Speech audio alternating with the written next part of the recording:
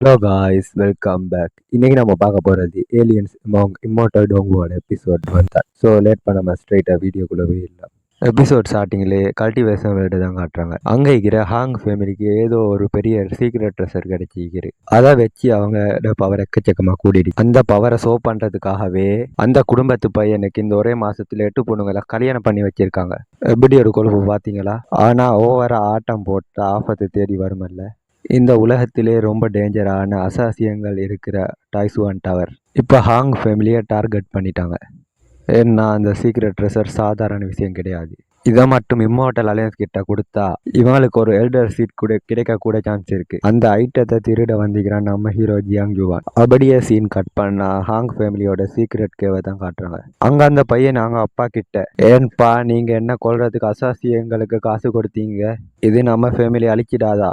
அதுக்கு அந்த அப்பா, முட்டாள், ஒரு உசுரை காப்பாத்து இன்னொரு உசுரை பழி கொடுக்கணும். அதான் உனக்கு பதிலாக மேல மாளிகையில ஃபேக்கான பையனை செட் பண்ணி வச்சுக்கிறேன். இப்ப மாளிகையில பார்த்தா அந்த போலி பையன் வாரான். வாங்க என் மணப்பெண்ணே அப்படின்னு சீன் போட்டுட்டு உள்ள போனா அங்க இருக்கிறது ஒரு போலி மணப்பெண். திடீர்னு ஒரு வயர் வந்து அந்த போலி மகனோட கழுத்தை நெருகிது. அதே கேப்ல நம்ம ஹீரோ ஜியாங் யுவான் அவனோட சுவாடை வச்சு அந்த போலி மகனை கொல்றான். அதனால அந்த கரத்தை வெடிச்சு செத்துருது. அதே டைம்ல கீழே குகையில அந்த அப்பா செம்ம சந்தோஷத்துல, மேல எல்லாரும் செத்துட்டாங்க, இனி இந்த பொக்கிஷத்தை வச்சு நான் பெரிய ஆளாகிருவேன். இவர் இப்படி செல்லிட்டிக்கும் போதே கரெக்டா ஹீரோ ஜியாங் யுவான் பின்னால வந்து அவர் ஒரே போடா போட்டு தள்ளிடுறான். தன் அப்பாவை கொன்னதை பார்த்த அந்த பையன், டேய் நீ யாருடா? இந்த சீக்ரெட் பிளேஸ் எப்படி கண்டுபிடிச்சை? அந்த பொக்கிஷத்தை என்கிட்ட கொடு அப்படின்னு கத்துறான்.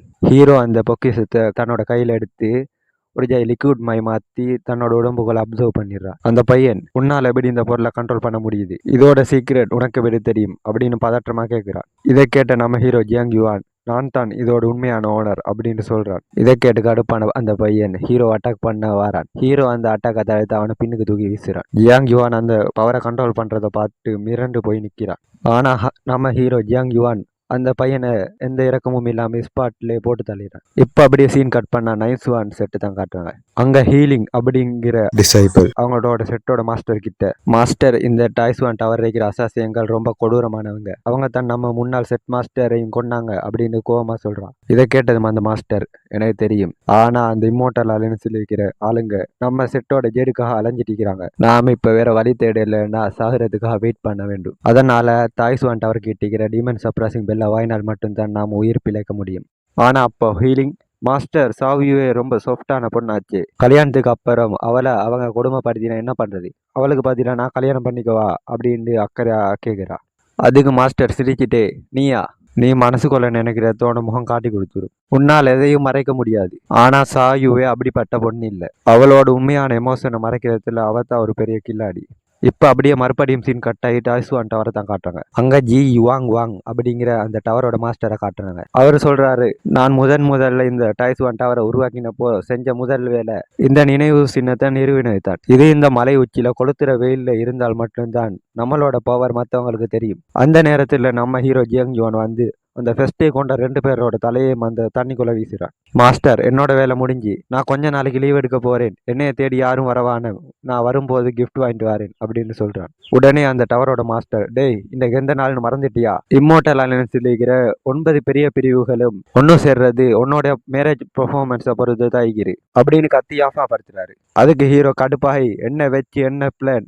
உங்களுக்கு அந்த டீமன் சப்ராசிங் பெல் தானே வேணும், அதை நாம ஸ்ட்ரைட்டா போய் பறிச்சிடலாமே, அவங்க மொத்த செட்டையும் க்ளோஸ் பண்ணிடலாம். அதுக்கு நான் ஒரு செகண்ட் கூட யோசிக்க மாட்டேன். அதை விட்டுட்டு என்ன அந்த சாவு கல்யாணம் பண்ணிக்க சொல்றீங்க? அப்போ அங்க இருக்கிற மாஸ்டரோட பொண்ணு நடுவுல பூந்து, ஆமா அப்பா, நம்ம ஜியாங் யுவான் சொல்றது சரிதான், அவங்க வம்சத்தை காலி பண்ணிடுவோம், ஆனா அந்த சாவியை மட்டுமே என்கிட்ட கொடுத்துருங்க, அவளை நான் என்னோட சிலையா ஆக்கி அவளோட நான் ஜாலியா விளையாடணும் அப்படின்னு ஒரு சைக்கோ மாதிரி பேசுறா. கேட்டது மங்கைக்கிற வாங் பேசியோ அப்படின்ற ஒரு அசாசியன், மாஸ்டர் மிஸ்டர் ஜியாங் யுவானுக்கு இதுல இன்ட்ரெஸ்ட் இல்லைண்டா, நான் ட்ரை பண்றேன்னு, எனக்கு இன்ட்ரெஸ்ட் ஆகிக்கிறேன் அப்படின்னு சொல்றான். இதை கேட்டது மங்கைக்கிற மாஸ்டர், வாய மூடுங்கடா 2 பேரும், எல்லா டைம்லயும் பலவந்தமா எதையும் பறிக்க முடியாது. நைன்ஸ்வான் செட் இப்பதான் அவங்களோட பழைய லீடரை இழந்து இம்மோர்டல் அலையன்ஸ்ல ரொம்ப வீக்கா இருக்காங்க அப்படின்னு சிச்சுவேஷன் எக்ஸ்பிளைன் பண்றாரு. உடனே நம்ம ஹீரோ, சரி அதுக்கு நான் இப்ப என்ன பண்றது? உடனே மாஸ்டர், 3 வருஷத்துக்கு முன்னாடி நான் உன்னோட உயிரை காப்பாத்தினேன், அந்த நேரம் உன்னோட பேக்ரவுண்டை பத்தி நான் எதுவும் கேட்கல, நாம 10 மிஷனை முடிக்கணும் அக்ரிமெண்ட் போட்டோம், அதுல இன்னும் ஜஸ்ட் 5 மிஷன் தான் இருக்குது, அதை முடிச்சா நமக்கு எந்த சம்மதமும் இல்ல. நீ உன்னோட வழியில போகலாம். ஆனா உன்னோட மனசாட்சியை தொட்டு சொல்லு. நான் உன்னை எப்படி நடத்தினேன், என்னோட பொண்ணு உன்னை எப்படி நடத்தினா?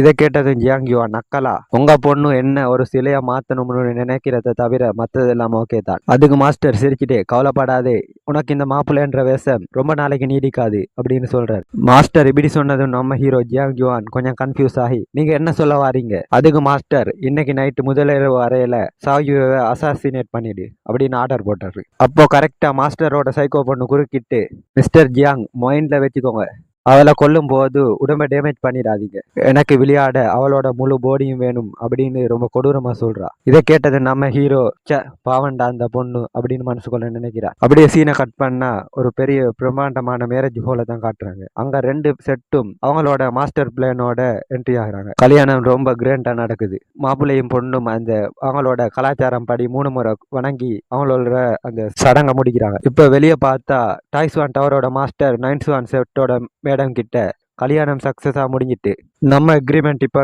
ஆக்டிவ் ஆகுது, நாம நம்மளோட பொக்கிஷங்களை எக்ஸ்சேஞ்ச் பண்ணிக்கொள்வோம். அதுக்கு 9 செட்டோட மேடம், டாய்ஸ்வான் டவர் இப்ப பெக்கடிக்க பாக்குதா? இதை கேட்டவன் டாய்ஸ்வான் டவரோட மாஸ்டர், நாங்க முன்னாடி ஒத்துக்கிட்ட படி ட்ரெஸரை எக்ஸ்சேஞ்ச் பண்ணிக்க தானே இருக்கும், ஆனா நீங்க உங்க செட்டோட ட்ரெஸரை கொண்டு வந்த மாதிரி தெரியலையே. அதுக்கு அந்த மேடம், உங்ககிட்ட தானே கொடூரமான அசாசியங்கள் இருக்காங்க, அதனால தான் நான் கொஞ்சம் சேஃபா இருக்கேன். இப்ப அப்படியே சீன் நேரா முதலிரவு வரைக்கும் மாறுது. நம்ம ஹீரோ ஜியாங் யுவான் அந்த பொண்ணு கிட்ட, இந்த திரிய நான் தான் விலக்கணும் போல, உன்னோட உடம்புல எந்த காயமும் இல்லாம நான் உன்னை கொல்றேன், அடுத்த ஜென்மத்துல என்னோட வழியில குறுக்க வராது. அவனோட பவரை யூஸ் பண்ணி அட்டாக் பண்ண போற நேரத்துல அவனோட வயிற்றுல சக்குன்னு ஒரு கத்தி வந்து இறங்குது. பாக்குறதுக்கு ரொம்ப சாதுவான பொண்ணு மாதிரி இருக்கிற சாயுவே ரொம்ப பெரிய கில்லாடி தான். நம்ம ஹீரோவை சுவாடால குத்திட்டு அடுத்த ஜென்மத்துல என்ன பழி வாங்க வரலாம்னு சொல்றா. இதோட இந்த எபிசோட் முடியுது.